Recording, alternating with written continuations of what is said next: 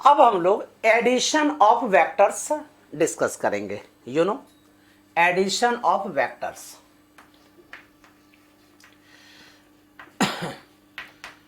मैंने क्या कहा था कि अगर दो वेक्टर्स आपके पास हैं, if there are two vectors, ठीक है, and both are in same line, अगर इस टाइप से है, दोनों वेक्टर क्या है, सेम लाइन में है, तो एक का हेड जहां खत्म हो रहा है वहां से टेल को ज्वाइन कर दीजिए और यही रिजल्टेंट हो जाएगा r equal to A plus B.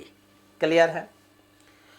अगर दो वेक्टर है, दोनों अपोजिट डायरेक्शन में है, ठीक है, तब हमने क्या कहा था, एक के डायरेक्शन को अपोजिट कर दो तो ये नेगेटिव वेक्टर बन जाएगा, तो वेक्टर ऑफ ए, ठीक है, और ये वेक्टर बी था तो बी को मैंने अपोजिट किया, वो माइनस बी हो गया, तो resultant r is equal to A minus B. ये जब पैरेलल या एंटी पैरेलल था तब हमने ऐसा किया।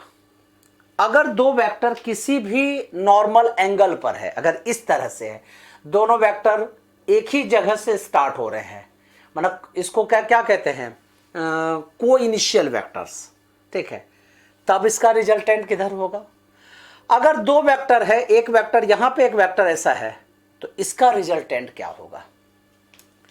तो इसके लिए दो लॉ आते हैं, एक को कहते हैं triangle law of vector addition और दूसरे को क्या कहते हैं बेटा, parallelogram law of vector addition. और ये कब अप्लाई होता है और क्या डिफरेंस है दोनों में, ये हम लोग बातें करेंगे। तो लिख लीजिए सबसे पहले आप लोग, triangle law of vector addition. Triangle law of vector addition.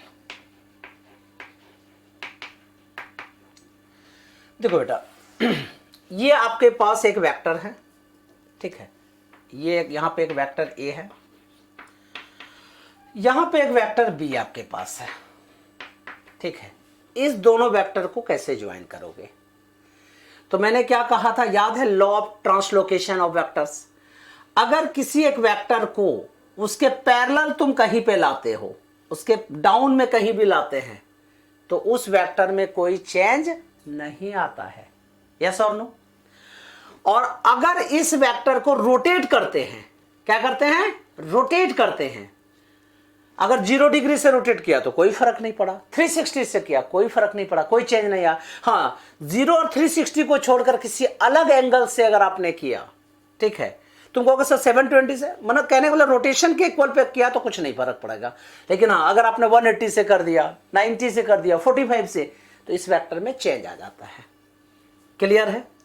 तो अब इन दोनों वेक्टर का रिजल्टेंट हम लोग कैसे कैलकुलेट करेंगे, तो इसका पैरेलल जो है, या इसको उठा के इसको ऐसे कर लो, पैरेलल नहीं, इसको उठा के यहां पे ला दो, तो इसको क्या कहते हैं बेटा, लॉ ऑफ ट्रांसलोकेशन। इस वेक्टर को मैंने यहां पे ला दिया। क्लियर है? जहां पे इसका हेड खत्म था वहां पे इसका टेल स्टार्ट हो गया। तो what is the resultant, this one is the resultant r. तुम कहोगे कैसे पता सर, आप resultant r is equal to A plus b लिख रहे हैं वेक्टर फॉर्म में, ठीक है, तो कैसे पता, ठीक है, तो इसको कहते हैं triangle law of vector addition. मैंने अपनी बुक में भी डेफिनेशन लिखा है, क्या लिखा है, क्या आप लोग भी लिख सकते हैं, when two vectors are represented by the sides of triangle in same order. Same order मतलब देखो, इसकी भी डायरेक्शन इधर है और यहीं से फिर लग के इसकी डायरेक्शन भी है, ये सेम ऑर्डर कहते हैं इसको। Then resultant of vector is opposite order of the third side. इसका मतलब देखो, अब इसका जो रिजल्टेंट होगा वो इधर से इधर होगा, ठीक है।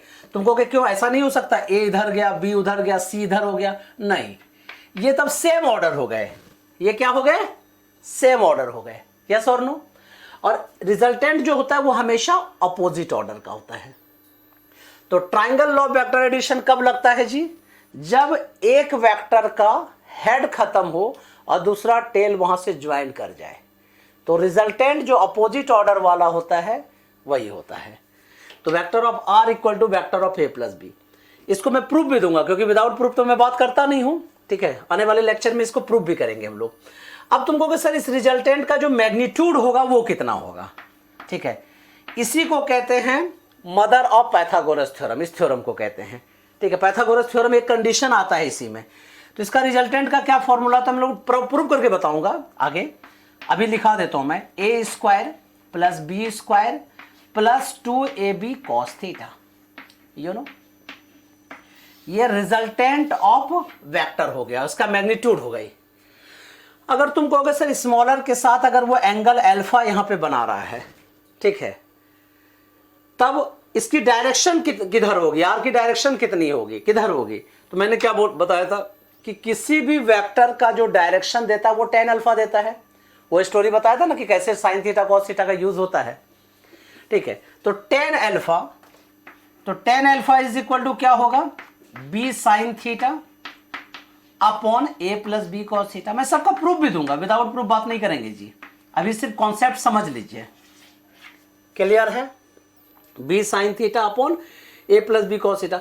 इसको ऐसे भी लिख सकते हैं, beta is equal to, tan को अगली साइड लेके चले जाइए, tan inverse b sine theta upon a plus b cos theta. Yes और नो? तुम कहोगे सर ऑब्वियसली यस। यस और नो? अब ये triangle law of vector addition है, ठीक है। न्यू लिखना है आप लोगों को, parallelogram law of vector addition, parallelogram law of vector addition. बहुत टीचर को दिक्कत भी होती है, ठीक है, अगर उनको ये क्लियर नहीं पता कि ट्राइंगल लॉ और पैरेललोग्राम लॉ में डिफरेंस क्या है। बहुत बच्चों को प्रॉब्लम होती है, ठीक है। देखो, ट्राइंगल लॉ तब लगता है जब एक का हेड जहां खत्म है दूसरे का टेल वहां से स्टार्ट है, तब आप ट्राइंगल लॉ लगा सकते हैं। लेकिन अगर एक वेक्टर का यहां से ही टेल स्टार्ट है, इधर की तरफ हेड है, और उसी टेल से दूसरा वेक्टर ज्वाइंट है, तो क्या ट्राइंगल लॉ लगा सकते हैं क्या? आंसर है नहीं। बहुत बच्चे उसी में कंफ्यूज हो जाते हैं कि सर इधर रिजल्टेंट होगा क्या? आंसर है नो। तुम कहोगे क्यों सर? क्योंकि ट्राइंगल लॉ तब लगता है जब एक का हेड दूसरे का टेल, लेकिन पैरेललोग्राम में तो ऑलरेडी दोनों का जो हेड है अलग अलग डायरेक्शन रिप्रेजेंट कर रहा है, और टेल दोनों का एक ही जगह पे है। देखो, दोनों का टेल बेटा इस पॉइंट ओ पर है। तब इसको कैसे सॉल्व करेंगे? तब जानते हो, इस किसी भी एक वेक्टर का पैरेलल वेक्टर लिख लो। जैसे ये b है, b का पैरेलल यहां डाल दीजिए, इस b का पैरेलल मैं यहां लिख रहा हूं। क्लियर है? ये वेक्टर ऑफ b हो गया। इसका मतलब इसका मैग्नीट्यूड भी सेम होगा, डायरेक्शन भी सेम होगी, क्योंकि पैरेलल है, ठीक है। अब देखो ये ट्राइंगल लॉ इसमें लग गया या नहीं? देखो इसकी ये रिजल्टेंट हो गई इसकी, you know, here to here this is the resultant r। Clear है? तो vector of r is equal to क्या हो गया? Vector of a plus b in vector form, ठीक है। अब तुम कहोगे नहीं सर मुझे a के पैरेलल डालना है, जरूरी थोड़ी है कि b का ही पैरेलल लेंगे। सर मैं a का पैरेलल लेना चाहता हूं, ले लो बेटा, you know, this is the parallel of a। अब देखिए ये b है, ये a है, तो सेम रिजल्टेंट यही हो गया ना, सेम रिजल्टेंट दिस। क्लियर है? r। तो हम लोग क्या लिख सकते हैं? Vector of r is equal to, you know, vector of a plus b तो लिखा है मैंने। अब क्या लिख सकते हैं इस वाले से, इस वाले ट्राइंगल लॉ से? Vector of b plus a। कहने का मतलब यह है कि वेक्टर का सम इसी तरह का होता है, डिफरेंस सिर्फ क्या है? प्रोसीजर पर। इसमें डायगोनल जो है वो रिजल्टेंट होता है, और इसमें हाइपोटेन्यूज रिजल्टेंट होता है। तो इसका डेफिनेशन कैसे लिखोगे बेटा? when two vectors are represented by adjacent sides, इसको कहते हैं adjacent sides, you know, एक साथ जब साइड्स रहते हैं ना पास पास, उसको adjacent sides कहते हैं, adjacent sides of parallelogram, then resultant is the diagonal of that parallelogram। Clear है? अब तुम कहोगे सर इसका भी मैग्नीट्यूड क्या होगा? Same, r equal to under root a square plus b square plus 2ab cos theta.